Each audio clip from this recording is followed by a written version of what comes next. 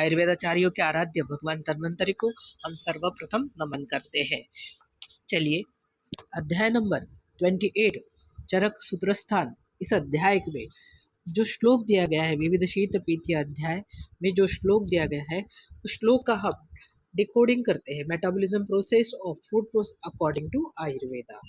चलिए यहाँ पर हम जो फाउंडेशनल ब्लूप्रिंट लेके करते हैं फ्रॉम सूत्रस्थान 28/3, इस श्लोक को हम डिकोड करते हुए आहार पाक प्रक्रिया, the process of digestion and metabolism किस प्रकार से आयुर्वेद में वर्णन किया गया है, इसका हम यहाँ पे विस्तार से वर्णन करते हैं। अनेक प्रकार के हितकर, अशित, पीत, लीड और खदित आहार भेदों का मनुष्य द्वारा सेवन कर लेने पर प्रदीप्त जठराग्नि से बल से अपनी अपनी पांचभौतिक ऊष्मा द्वारा उचित रूप से पचता हुआ वह आहार काल की तरह किसी भी धातु में न रुकता हुआ संपूर्ण धातुओं में अनुपहत उचित रूप से पाक को प्राप्त होता हुआ सभी धातुओं की ऊष्मा, वायु और स्रोतों वाले संपूर्ण शरीर को उपचय, बल, वर्ण, सुख और आयु से युक्त करता हुआ, शरीर धातुओं को बढ़ाता हुआ, शारीरिक धातुओं का ही आहार करती हुई प्रकृति अपनी साम्यावस्था का अनुवर्तन करती है।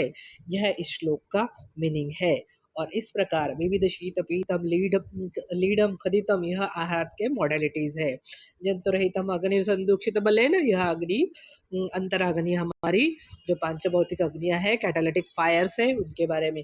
यथा स्वेन उष्मना सम्यक विपच्छमानम, अलग अलग प्रकार से आहार को पाचित करता हुआ कालवदन अवस्थित, जिस प्रकार काल अविरत चलता रहता है उसी प्रकार चयापचय क्रिया भी शरीर में अविरत चलती रहती है। सर्वधातु पाक अनुपहत सर्वधातु उष्मा मारुत सूत्र केवलम, इस प्रकार से सभी धातुएं अनुपहत उचित रूप से पाक को प्राप्त होते हुए सभी धातुओं की ऊष्मा, वायु और स्रोत वाले संपूर्ण शरीर को क्या करती है? केवलम शरीरम उपचयम बलम वर्णम सुखायुष योजयति, योजनाबद्ध रीति से शरीर में वह कार्य शुरू रहता है जो उत्तरोत्तर बल वर्ण आयु देता है, धातुओं को बढ़ाता है तथा धात्वा ही धात्वाहारा।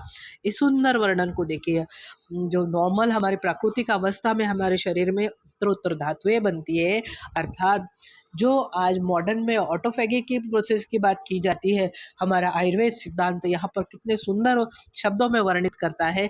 आप यहाँ बहुत ही सूक्ष्मता से समझना और इसका अनुवर्तन भी करना, अर्थात इन साम्यावस्था की इस प्राकृतिक, अर्थात देखिए कालवदित कैटालिटिक कंटिन्यूअस फ्लो होते रहता है, वाइटल आउटपुट्स मिलते हैं, सिस्टमिक इक्विलिब्रियम भी हमारी बॉडी का होता रहता है।